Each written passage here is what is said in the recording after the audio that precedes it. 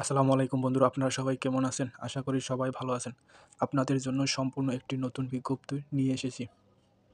Poppy সংস্থায় মোট ৬টি পদে নিয়োগ প্রদান করেছে।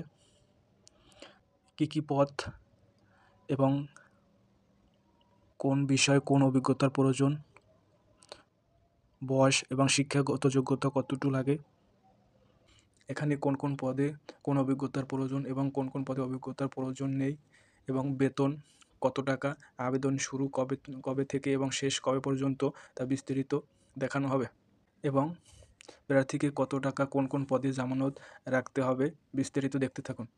আর হ্যাঁ বন্ধুরা, আপনারা যদি আমার এই চ্যানেলটিতে সম্পূর্ণ নতুন হয়ে থাকেন তাহলে চ্যানেলটি সাবস্ক্রাইব করে যাবেন যাতে পরবর্তী ভিডিও পেতে পারেন।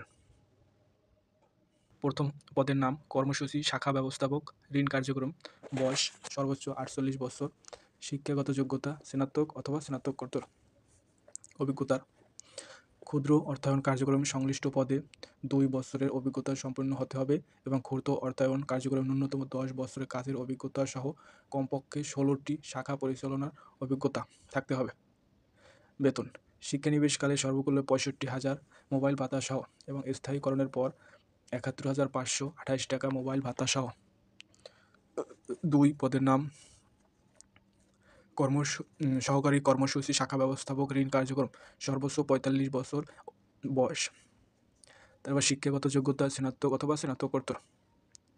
অভিজ্ঞতা ক্ষুদ্র অর্থায়ন কার্যক্রম সংশ্লিষ্ট পদে 2 বছরের অভিজ্ঞতা সম্পন্ন হতে হবে এবং ক্ষুদ্র অর্থায়ন কার্যক্রম ন্যূনতম 7 বছরের অভিজ্ঞতা সহ কমপক্ষে 4টি শাখা পরিচালনার অভিজ্ঞতা থাকতে হবে।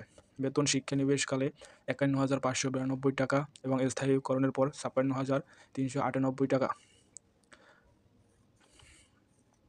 পদ সংখ্যা 3, শাখা ব্যবস্থাপক, ঋণ কার্যক্রম। সর্বোচ্চ 42 বছর, স্নাতক অথবা স্নাতকোত্তর। ক্ষুদ্র অর্থায়ন কার্যক্রম শাখা ব্যবস্থাপক হিসেবে ন্যূনতম 1 বছরের অভিজ্ঞতা থাকতে হবে।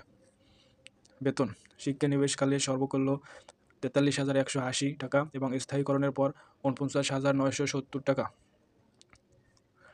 পদ সংখ্যা 4, সহকারী শাখা ব্যবস্থাপক। সর্বোচ্চ 35 বছর। শিক্ষাগত যোগ্যতা হিসাব বিজ্ঞানে স্নাতকোত্তর অথবা স্নাতক। অভিজ্ঞতা সংশ্লিষ্ট পদে 1 থেকে 2 বছরের কাজের অভিজ্ঞতা, কম্পিউটার, SM, ওয়ার্ড, এক্সেল কাজের অভিজ্ঞতা থাকতে হবে। বাংলা ও ইংরেজি টাইপ করার অভিজ্ঞতা থাকতে হবে। বেতন শিক্ষানিবেশকালে 32,372 টাকা এবং স্থায়ীকরণের পর 38,568 টাকা। পদ সংখ্যা 5, মাঠ কর্মকর্তা। বয়স 25 থেকে 35 বছর পর্যন্ত, স্নাতক অথবা স্নাতকোত্তর। অভিজ্ঞতার প্রয়োজন নেই, তবে ক্ষুদ্র অর্থায়ন কার্যক্রম সংশ্লিষ্ট পদে অভিজ্ঞতা সম্পন্নদের অগ্রাধিকার দেওয়া হবে। বেতন শিক্ষানিবেশকালে 25,060 টাকা এবং স্থায়ীকরণের পর 30,640 টাকা। পদ সংখ্যা 6, মাঠ সহকারী। বয়স 25 থেকে 35 বছর, SSC।